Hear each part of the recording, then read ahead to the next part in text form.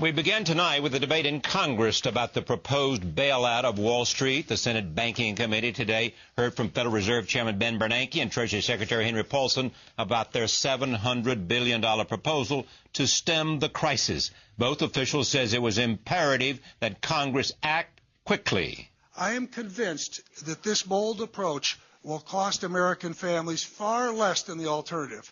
A continuing series of financial institution failures and frozen credit markets unable to fund everyday needs and economic expansion. Again, I'm frustrated. The taxpayer is on the hook. The taxpayer is already on the hook. The taxpayer already is going to suffer the consequences if things don't work the way they should work. And so the best protection for the taxpayer, and the first protection for the taxpayer, is to have this work.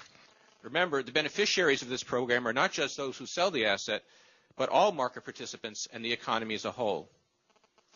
But finally, and very importantly, this is not to say that the financial industry should not be reformed. It should be. It's critical. I agree with the Treasury Secretary. The Federal Reserve will give full support to fundamental reform of the financial industry. But senators from both parties voiced skepticism about the cost and the broad powers it gives the government. It would allow this secretary and his successors to act with utter and absolute impunity, without review by any agency or a court of law. After reading this proposal, I can only conclude that it is not just our economy that is at risk, but our Constitution as well. I'm very concerned that the express need to pass something now may prevent us from devising a plan that would actually work. Without question, our markets and financial institutions need serious attention. I do not believe, however, that we can solve this crisis by spending a massive amount of money on bad securities.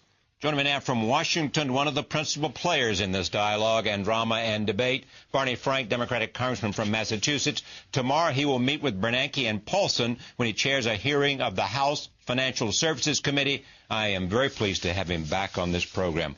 Welcome and thank you. Thank you, Charlie. I appreciate the time you're giving to this kind of series of efforts. It's one of the most important issues we have dealt with in a very long time, so it deserves what you're doing. Tell me where the debate is with respect to the administration's program brought to the Congress by Treasury Secretary Paulson and Federal Reserve Chairman Bernanke. Well, many of us agree on the central thrust, which is the private market, because there was inadequate regulation from the government, thanks to a conservative philosophy that says the market knows best. The private market, left on its own, engaged in activity, sophisticated financial activity, that did a lot of good and did a lot of harm. And the harm is now outweighing the good in that this market is choked. They have made enough bad decisions and accumulated enough bad assets that they can't get out from under. And the problem here is that they're not the only ones suffering. This is not just Wall Street that's hurting. You're reaching the point now where people won't be able to get loans to buy cars. So the auto workers and the people in the sales rooms that sell cars are hurt. You're getting to the point where people who might want to refinance a house or buy a new home, if they can find one now, the prices are low, but they can't get a loan.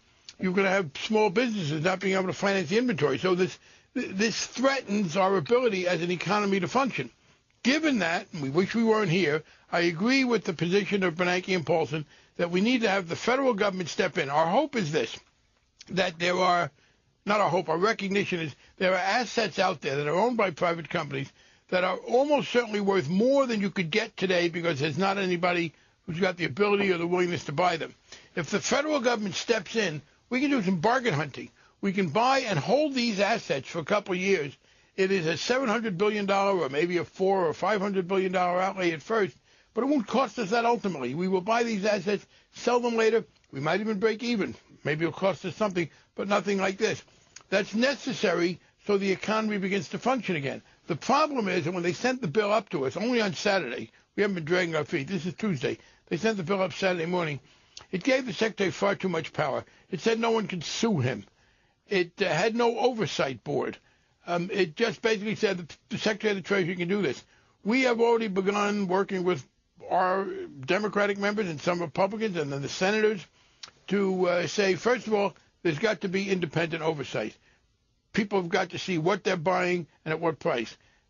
There's got to be a set of rules that don't say you can do whatever you want and you can't be sued.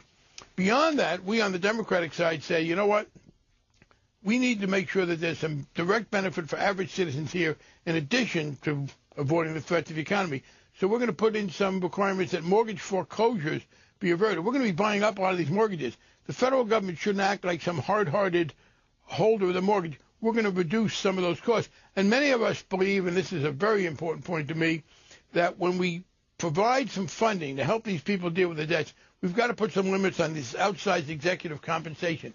People can't expect to have taxpayer funding helping them get over this hump and at the same time continue to pay themselves outlandish salaries with no real rules. Just take those 3 points. Do you expect any resistance from the Treasury or from the Federal Reserve on those 3 points, or have they already developed counter-arguments to those things?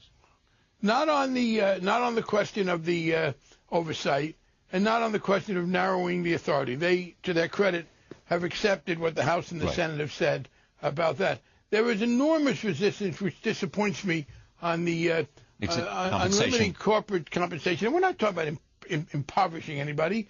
We're saying if you made bad decisions and as a result the government's got to put some money up to buy up your paper, don't expect to get a big bonus on the way out. You can't use, in effect, taxpayers' money to pay you that much. We say let the shareholders vote on these deals. We're not going to set the exact number, but the shareholders should. But, gee, when you suggest that the many, many, many millions some of these people are getting should in any way be limited, some of these people react like I told a rabbi to eat bacon on Yom Kippur. I mean, they just get all discombobulated. And it's not only the morally correct thing to do, it seems to me, but it's politically important. They're not going to get a bill through in which they do this. So we also have got some other, by the way, we are talking about some of these rules on compensation at the high ends only for those who participate and get money from here. But ultimately, we want to apply them beyond. By the way, when we talk about the large amounts of money, it's not simply that we're jealous because they're getting too much money. It has a bad effect on their behavior. We have what's called a perverse incentive. In many of these corporations, if the CEO and the top people make a bet on a certain risky investment and it pays off, they get a bonus. If it doesn't pay off, they don't lose anything. Well, if I tell you that if you take a big risk and if it pays off, you're going to make money, but if it doesn't pay off, you don't lose money, you'll take too many risks. Well, yes. We have to stop that. That's a deal I'd take any day. Yes. Yeah.